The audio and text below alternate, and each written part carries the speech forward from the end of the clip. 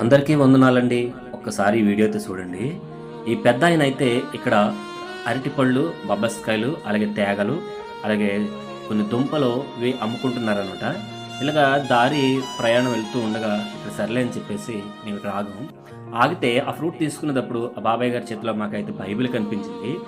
ఆయన చాలా పరిశీలించి ఆ బైబిల్‌ని అయితే చదువుతున్నారు. మేము అడిగాం అప్పుడు, "బాబాయ్ మీరేం చదువుకున్నారు? బైబిల్ ఎలా చదువుతున్నారు?" అంటే ఆయన అన్నారు, "నేనెప్పుడో 40, 50 సంవత్సరాల క్రితం నేను చదువుకున్నాను. నేను పెద్ద ఏం చదువుకోలేదు.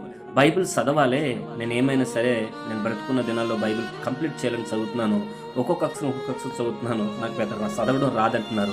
నేనేమంటానంటే, చదువు రాని ఆయన బైబిల్ చదవడానికి అంత ప్రయాసపడుతున్నారు కదా! మరి మీరు నేనైతే బైబిల్ చదవడానికి ఎలా మనం ప్రయత్నిస్తున్నాం? అసలు మనం సమయము బైబిల్ చదవడానికి ఇస్తున్నామా అనేది ఒకసారి మనల్ని మనం ఒకసారి క్వెషన్ ఏసుకుంటే అసల మనం సరిపోతామంటారా? ఒకసారి ఆలోచించండి.